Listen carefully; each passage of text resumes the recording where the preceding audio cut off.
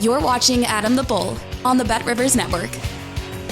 Welcome, everybody, to the latest edition of the Bullpen with Adam the Bull, brought to you by BetRivers. If you're not using the BetRivers app by now, what on earth are you doing? Coming up in just a few minutes, we'll look at the Browns' odds of making the playoffs, their over-under, what we have in our sports book here at BetRivers, and what it means for you, what it means for the Browns, what it means for the bettors. We'll get into all that. But I'm telling you, no matter what you bet on, no matter what sport you want to bet on, you want to go with me. And my parlays have been, I lost my parlay yesterday, missed it by one. My last three parlays, I hit one for you. But overall, I made 12 bets as part of the three parlays, hit 10 of 12. Unfortunately, I've missed one on two of the three. So not a full win there, but mostly I'm getting it right. So stick with me here and stick with BetRivers. We've got the best app. It's absolutely awesome. All right, let's jump right into it. The big news of the day. Kevin Stefanski and Andrew Berry. We've been waiting for this for months, and now it has happened. Mary Kay Cabot, Cleveland.com, first reporting that the Browns have signed both of them to an extension. No details yet on the amount of years or the money. Who knows if we'll ever get the money, but this is huge. The last coach to sign an extension was, believe it or not, Hugh Jackson, who then immediately got fired. That's not, or at least hopefully not, going to happen with Kevin Stefanski. I'm assuming it's at least a 4-year extension, if not 5. Stability in the organization. That's something we have not seen with the Browns in forever. And stability between the coach and the GM. Andrew Berry, Kevin Stefanski have a great working relationship. Now, there's more they got to do. They have not proven enough. They've won one playoff game in 4 years. It's far from mission accomplished, but they've both shown enough in their first 4 years in the job that make me want to see more. No coach is truly great. They may have a great season or two. I don't believe a coach can truly be great, for sure, after 4 years where you would know with absolute certainty. I think we kid ourselves with these things.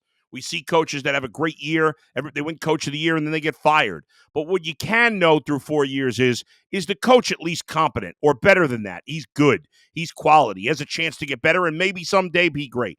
And I believe for the first time since I've been covering the Browns, we have seen that possibility is there with Andrew Berry and Kevin Stefanski. Now they've got to take it further. Now they've got to get deeper in the playoffs, hopefully at some point win a Super Bowl. But these guys have shown, probably you, definitely me, enough to make me want to keep it going with these guys in charge together. Jimmy maybe has backed off a little bit in terms of his meddling, which is good. We know he's willing to spend money, which is good. So I'm excited. We've all been wondering why this hasn't happened yet. Aditi Kinklebaugh has been saying, don't worry. We had her on the Ultimate Cleveland Sports Show today, and she was right. There's no doubt about it. She was right. Good job by Aditi. It happened. For whatever reason, it took till June. But at this point, that does not matter. Andrew Berry locked up. Kevin Stefanski locked up. And they can continue to grow as a young for a coach and GM combo pair along with Deshaun Watson. And as my man G. Bush said earlier today, if it does not work again with Deshaun Watson and they feel like they can move on, they need to move on, well, they will be here to do it. And they will stay. They don't have to worry that if it doesn't work with Watson, they're gone. Hopefully it will, and we won't have to worry at all. But if it does go that way, then you know these guys have security. I think it's a great thing. I think the organization is in the best shape it's been in a long time. But now you got to go from consistently being competitive to consistently being a Super Bowl contender. The Browns are not there yet. They are not far away. Hopefully they start that this year. And so I think it's a great day for the Browns organization. And kudos. I give credit to Jimmy Haslam. I don't do it often for getting it done with both of these guys and locking them up. When we come back, now that they have their coach and GM, what are the Browns' odds of making the playoffs? And are they accurate? Are they fair? Do I think they should be higher or lower? We'll get to that next. Coming up in the Bullpen with Adam the Bull, brought to you by BetRivers. So if you go on the BetRivers app right now, not only can you bet on the first week of the NFL season, but there's so many different bets you can make in terms of the Browns or any other team in the NFL. In fact, you could bet to win the Super Bowl, to win the AFC, to win the division. You could make specific bets on players and teams, including the Browns. And as I look over our latest odds here at BetRivers, I'll give you some numbers, and then I want to jump into them. The Browns over-under this year is 8.5. That's the line set. And at the BetRivers Sportsbook right now, the Browns are minus 134 to go over 8.5, plus 110 to go under. So we believe that the Browns are more likely than not to go over the 8.5. I would agree with that.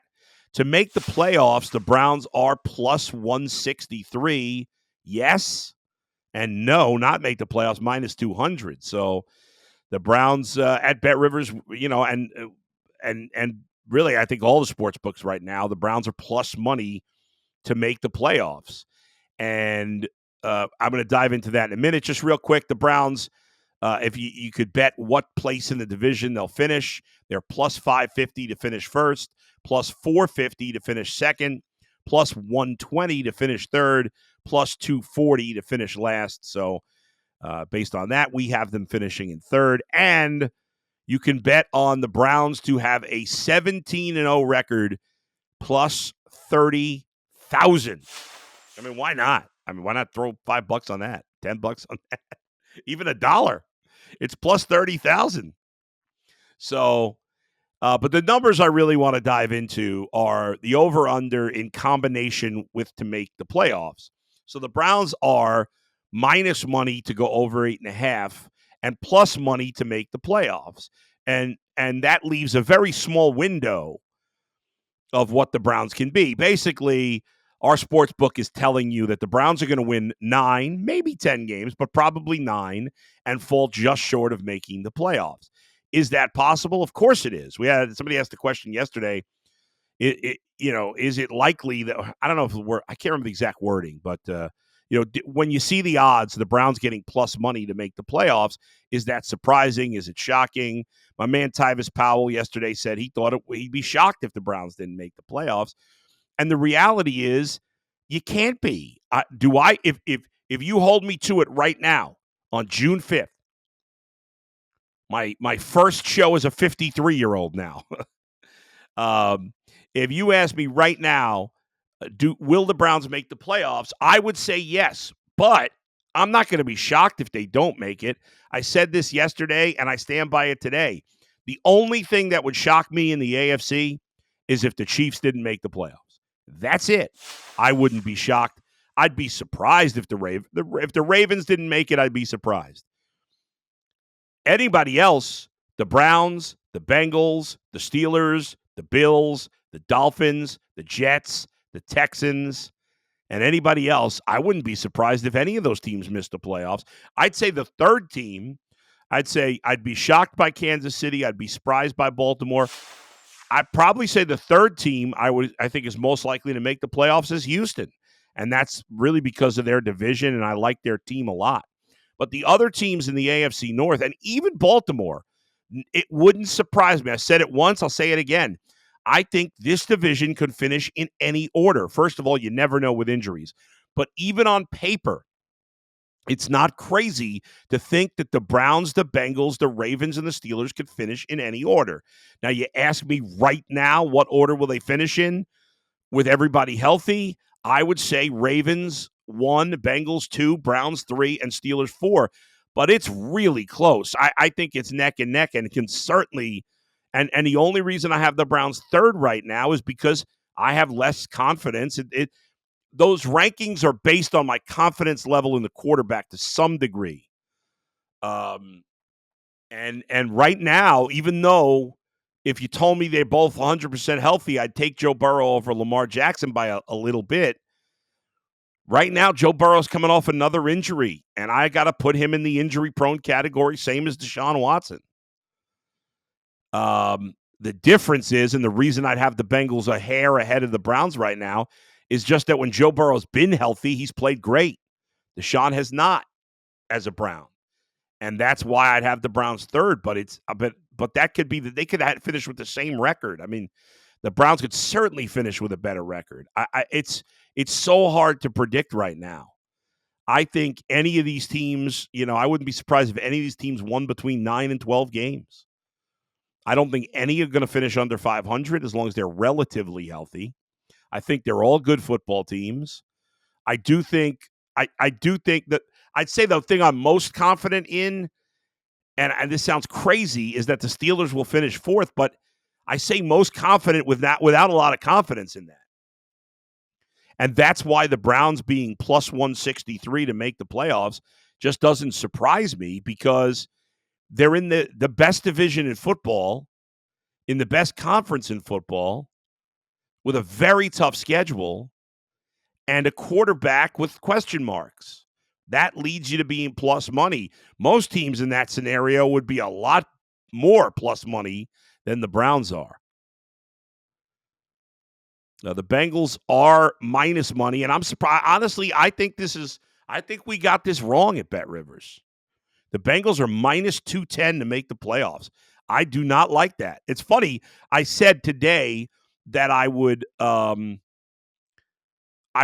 the Bengals by a hair over the Browns in the standings. If I had to pick, and I think both teams will make the playoffs. That's my prediction. But like, I could see the Bengals and Browns finishing as the 6 and 7 seed. I think that's, well, more like the 5 and 6. That's how I'm feeling about it right now. I think the Bengals and Browns will finish as the 5 and 6 seed. I think they're very close, obviously. But the Bengals, the Browns at plus 165, in my mind, is a much better bet than the Bengals at minus 210. I do think the Browns minus quarterback have a better roster than the Bengals. I think Joe Burrow versus Watson right now is a big edge for the Bengals and flips it. The Browns have the rest of the roster, not by a ton, but they have it, in my opinion, in a lot of spots. But the difference is quarterback right now. Now, as I've said 7,000 times, if Deshaun Watson gets back to playing like Houston, then certainly I'm changing my mind. If we're 4 or 5 weeks in and Deshaun's playing like a Pro Bowler, yeah, well, the Browns not only move ahead of the Bengals, they'll move ahead of the Ravens in my mind too, because I think minus quarterback, the Browns are the most talented roster in the division. I just think going into the season, if you're honest about it, that Burrow and Lamar are big advantages over Watson because he just hasn't played well. He hasn't played a lot, and he hasn't played particularly well. That's it. But he certainly has an opportunity to flip that all around this season. And again, Russell Wilson could be a really good fit. I'm intrigued by the possibility of Justin Fields maybe getting that starting job. I know it's unlikely. I know it seems like everything's pointing towards Russell Wilson. I'm not a big Justin Fields guy. I'm never really a big believer in him. But that being said, I'm not completely sold that he can't be a good starter in the NFL. So I think that's still possible with the right coaching staff and the right team and the right system. And the Steelers might be it as well. So the truth is that even though I don't want the summer to go fast, I would be, it would just be, I can't wait for the season to start. I really can't. And I hate to say that because I don't want the summer to go fast, but I'm really excited for football. The Browns, obviously, Joel Bitonio spoke this week. The Browns had their annual golf outing, and Joel Bitonio spoke. They asked him about the 18-game schedule. Obviously, he doesn't no player wants to play another game in the season. I get it, especially when you're, this far into your career as Joel Bitonio is. But the reality of the situation is it's coming. It's more money for the league. It's going to happen. We know the owners only care about one thing: making more money. There's nothing else matters. Everything else is to make more money. Nothing else they do is for when they honor kids with disabilities, when they do things for veterans. To me, there's no good behind that. I mean, obviously those are good things, and even if it comes from a selfish place. It's positive that these things happen. But I don't believe in any goodness from the NFL or the owners. I think they're only in it to make every last dollar, which is their prerogative. They don't really care about players' health. They just care about not getting sued. That's all they care about. I mean, you got to be. I'm sure there are some owners amongst the group that are good people and care about other things, but it's hard to believe there's more than a few of those guys. That's just the way it's been, and it's the way it is, and I think that's pretty obvious to most people. So we're going to have an 18th game in the NFL. It's going to happen. The players always cave. The player, and they'll get more money. You'll get prorated another check, right? So whatever you're getting paid per week, you're going to get an extra check. Players are going to take it. They're not going to fight. They're not going to strike because of this. We're going to go to 18 games. We're going to get 2 buys. It's going to be 20 weeks. Now, if you did that, you might have to move the season up a week or cut out the week between the Super Bowl and the championship game, because I know the goal would be eventually to get on President's Day weekend, so people are all, well, not everybody, but a good chunk of the U.S. population is off on President's Day, so they want to make it a whole holiday weekend. So these things are coming, whether you like it or not. We have Christmas Day football on a Wednesday. I know some people are, or is it a Wednesday or a Tuesday this year? I can't remember. I'll double check it. But people are up in arms, or some people are up in arms about that. I don't, but they don't. The league doesn't care. I don't know how many times you have to say it. Christmas Day is on a Wednesday this year, but it doesn't matter what day it is. It does. I'm surprised, frankly, they're not playing a Tuesday night Christmas Eve game. I would think that maybe there's going to be a week where we have at some point down the line, we will have a Christmas Eve game, I bet you, as long as it's not on a Tuesday, maybe. What's interesting, though, is, let's see, the Chiefs, Steelers, Ravens, Texans are playing that December 25th game. The week before, are they not playing Sunday? Chiefs, Steelers, Ravens, Texans. Yeah, those same 4 teams are playing Saturday the week before. So those teams will play Saturday and then play Wednesday. So they'll have 3 days. It's like playing a Sunday, Thursday. It's interesting how those 4 teams are playing each other in different sets, 2 weeks in a row, 5 days apart, or 4 days. 5 days apart. So that was at least smart the way they did the schedule there. So at least they'll get 4 days or 3 days in between games instead of only 2. But the league ultimately doesn't care. They want to get as much out there, and it's just a matter of time. And I'll be honest, as a fan, I want to see 18 games. I want more football. I don't like the time between the NFL and baseball, because those are my 2 favorite sports. And I don't, the time between the Super Bowl and the start of the baseball season, it's almost 2 months. That's to me is the worst time of the year now. A lot of people are into the NCAA tournament at that time, and that's fine. And I used to be. I've kind of lost mostly my interest in the NCAA tournament. That time in the NBA is boring. It's not the playoffs. So for me, that is obsessed with baseball and football, that's a dead time of the year. So it's just a matter of time before it happens. Finally, wanted to hit on the Guardians. They win again yesterday. First of a big 3-game set with Kansas City. It was a great come-from-behind win. The Guardians, something they're going to have to look at, though, is Tristan McKenzie. I mean, he's really struggling.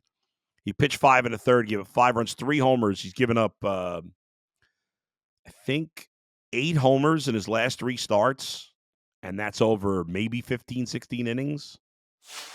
As usual, the bullpen was lights out. Cade Smith, Scott Barlow, Emmanuel Clase combined to go 3 2/3, allowed just 2 base runners, no runs, 2 strikeouts. Emmanuel Clase actually gave up a base runner in this one. Shocking. He walked somebody. He has not allowed a run since April. He has an 0.30 ERA. I think he's only given up 1 earned run all season. He's been ridiculous. 31 strikeouts, 19 saves, and his whip is 0.63, which is absurdly low. And the Guardians beat up Seth Lugo, who'd been one of the best pitchers in baseball. I mean, he gave 5 runs in 6 innings. His ERA is still 2.13. That tells you how good he was pitching coming into the game. Josh Naylor hit his 16th. Tyler Freeman hit his 5th home run in this one. Daniel Schneemann got his not his first major league hit, his second major league hit. Will Brennan had a couple of hits in this one.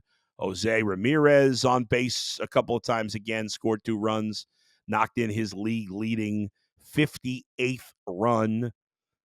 He's obviously been outstanding there. So Cade Smith got the win out of the pen. And there you go. Guardians come back, win 8-5 with a 5 spot in the 7th inning. The Twins, not shockingly, lost to the Yankees. They always lose to the Yankees. So the Guardians at 40-20 have a 5-game lead on Kansas City and a 7-game lead on Minnesota. They have the second best record in all of third best record in baseball. The Phillies and the Yankees are both 43-19, 24 games over 500. Then the Guardians at 40-20, and then the Orioles at 39-20. So right now the Guardians, the moment, 60 games in, 102 to go, would be the 2 seed in the American League. They have a run differential of plus 81. Yankees, Orioles, and Phillies, and the Dodgers, actually, are the 4 teams that are better. So the 5th best run differential in baseball. Nothing new on the coaching front for the Cavs. Still interviewing guys. There really is no rush. The draft coming up in about 2 weeks. Free agency starts in about a month. So, and nobody else is really looking for a coach at this point. It seems like J.J. Redick is going to the Lakers, and they'll probably announce that after the playoffs are over because he's part of the broadcast team for the NBA Finals, which start tomorrow. Speaking of tomorrow, my Thursday live show is moving to a different time for this week. Instead of my normal time at 2 p.m., I will be live tomorrow, Thursday, at 7 p.m. The Guardians have an afternoon game, so we'll be able to recap that. I got some more thoughts on some position breakdowns on the Browns that I want to get to. So that's all coming up on the Thursday live show, again, for this week at 7 p.m. Thanks to Brian Monzo for producing. Thanks to all of you for watching and listening. Please hit me with a thumbs up. Please hit the subscribe button so you get alerts. Thanks to the 4,526 of you who have already subscribed to this podcast. It means a lot to me. Keep hitting it. Keep spreading the word. We'll talk to you next time. Where else but right here in the Bullpen with Adam the Bull, brought to you by BetRivers. See ya.